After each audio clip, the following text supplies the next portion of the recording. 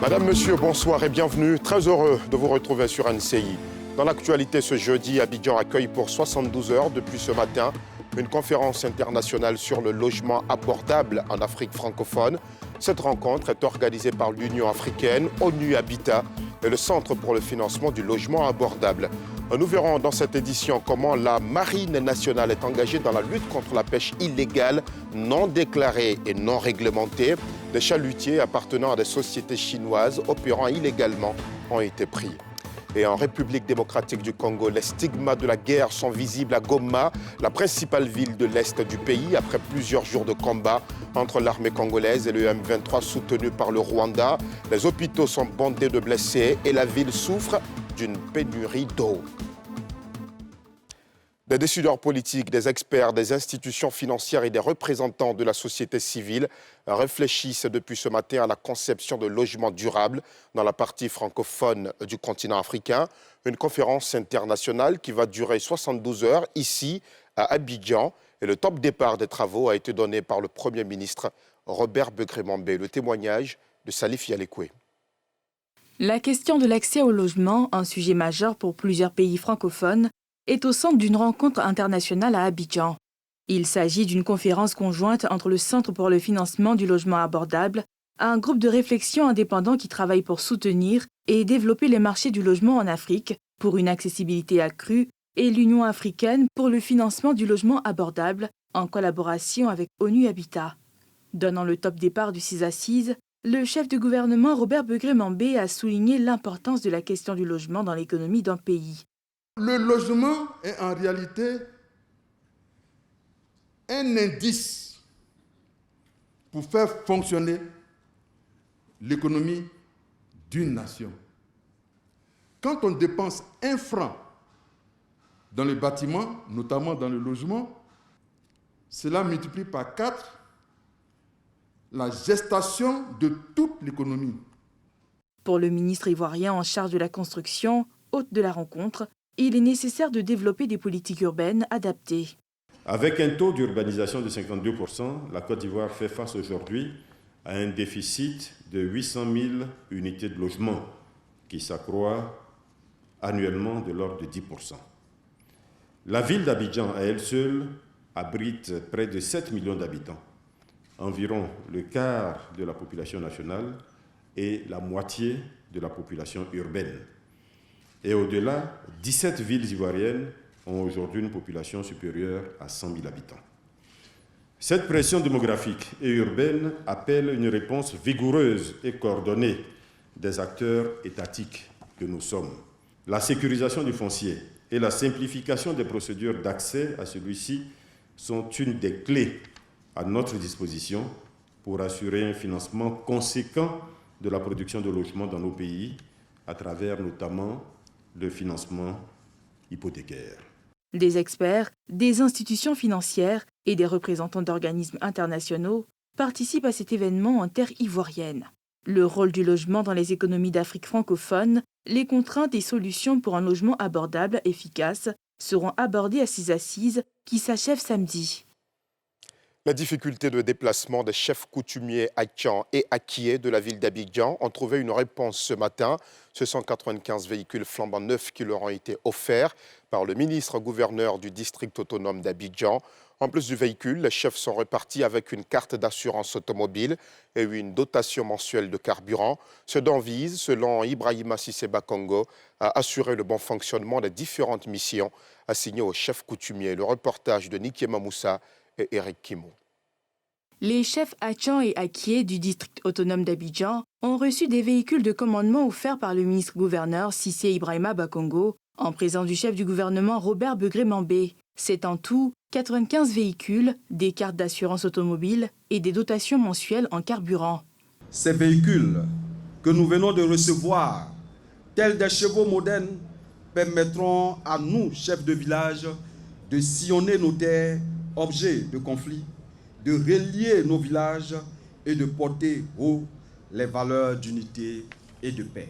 Le ministre-gouverneur a assuré que ce geste n'était pas le dernier pour ces dignitaires des us et coutumes des communautés Aki et Atchan, garants de la cohésion sociale. Ces différentes actions visent à vous permettre d'exercer vos missions d'auxiliaire de l'administration dans de meilleures conditions et à vous rendre plus efficace.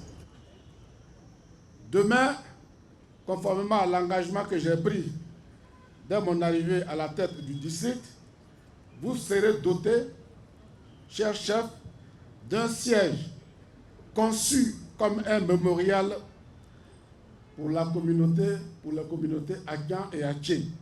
Aujourd'hui, ce sont les véhicules qui vous sont donnés de la part du ministre-gouverneur. Il a identifié qu'il fallait des actions concrètes.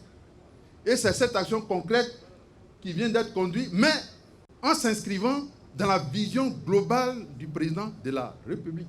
Des commodités accordées aux chefs traditionnels visent à améliorer leurs conditions de travail et renforcer leur statut de relais de l'administration ivoirienne. Après 18 ans de présence dans le monde des finances, Bloomfield Investment étend son champ d'action.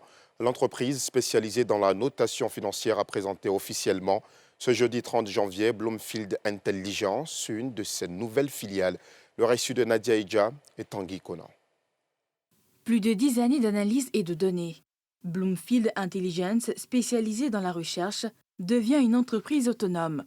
Selon le président-directeur général, cette entreprise, filiale du groupe Bloomfield Investment, est importante pour l'Afrique, en ce sens qu'elle permet de contextualiser l'information économique. Le rôle de Bloomfield Intelligence, aujourd'hui, c'est non seulement de mettre l'intelligence économique au cœur de la décision d'investissement, de la décision de développement d'entreprise, de la décision de politique publique adaptée aux réelles problématiques.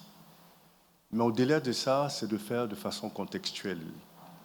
Parce qu'en réalité, l'information n'est plus un pouvoir si vous ne contextualisez pas l'information pour répondre à vos problématiques. Pour le ministre de la Transition numérique et de la digitalisation qui a pris part au lancement, cet outil est bienvenu dans un environnement numérique de plus en plus développé.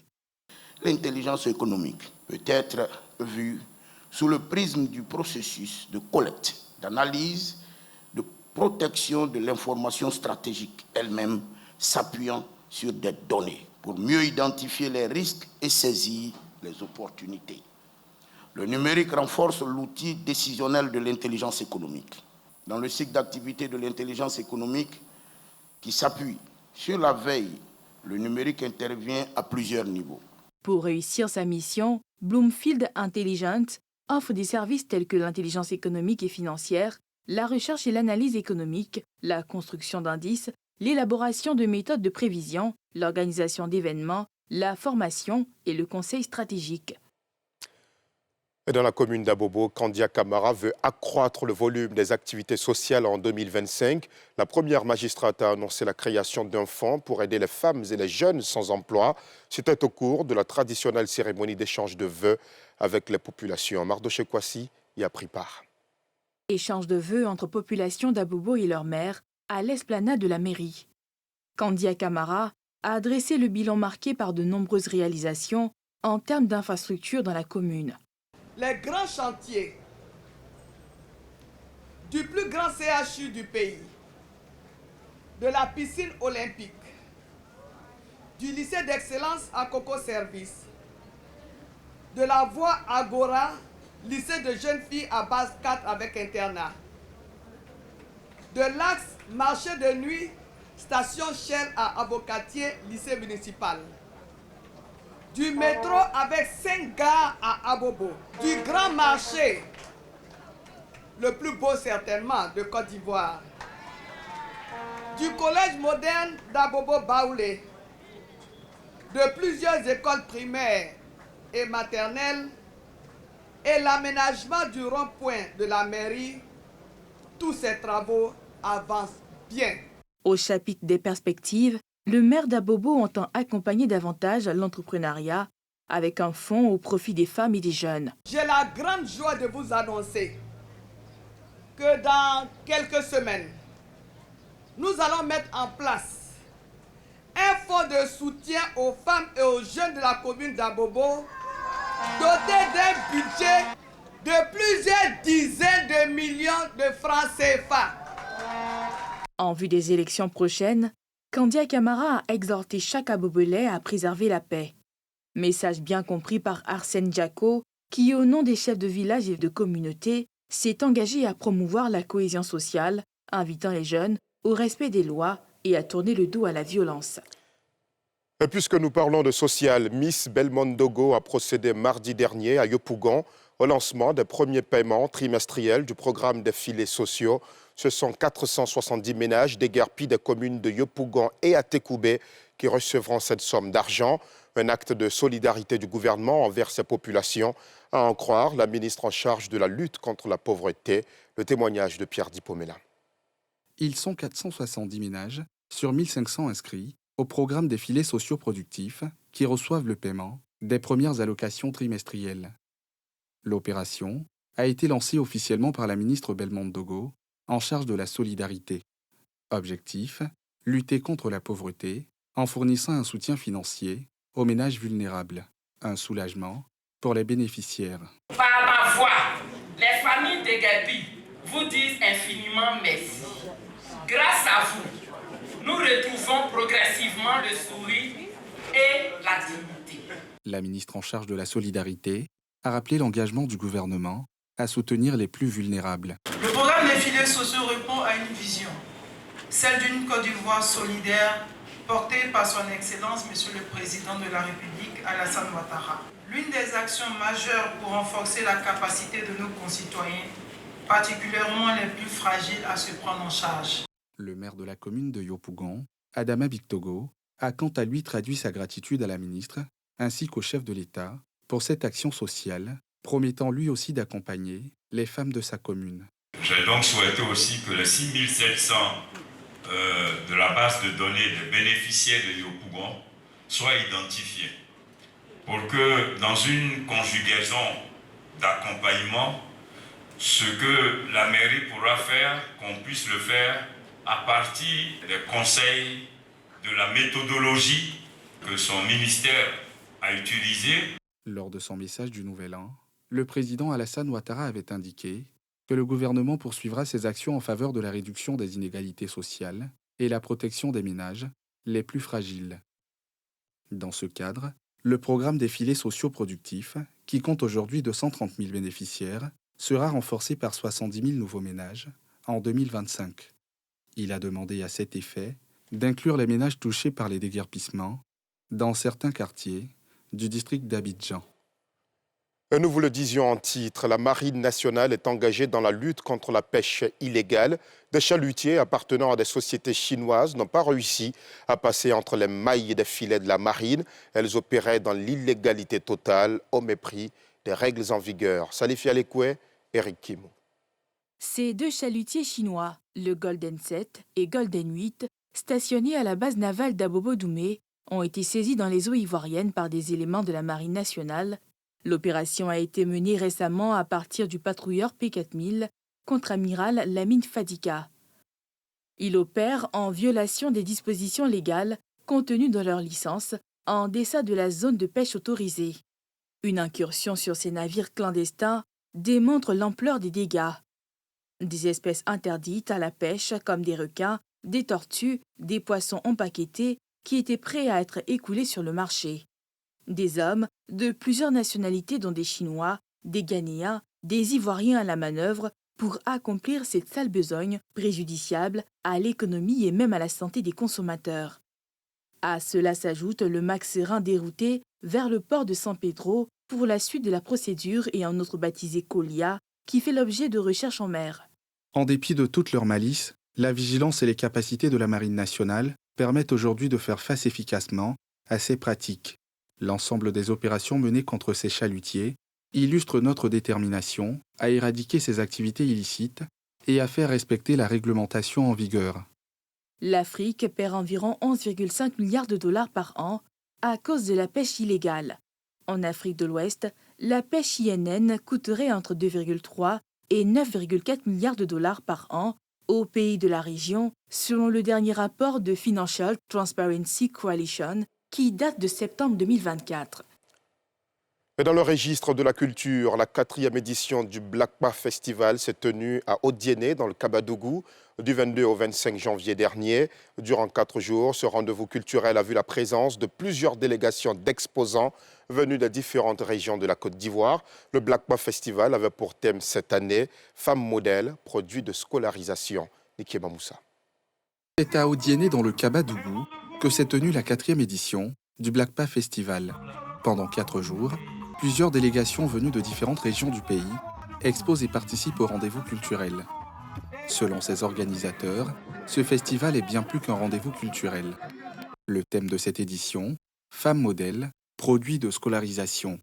Une invitation, selon les organisateurs, à la scolarisation des jeunes filles.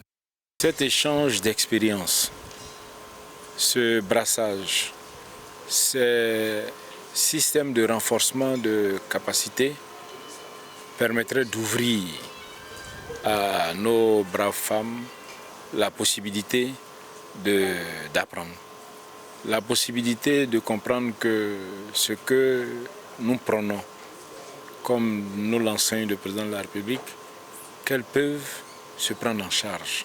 Ce festival offre une plateforme aux femmes de partager leurs histoires, leurs visions, leurs expériences et leur créativité. Il célèbre leurs compétences et talents tout en renforçant leurs capacités.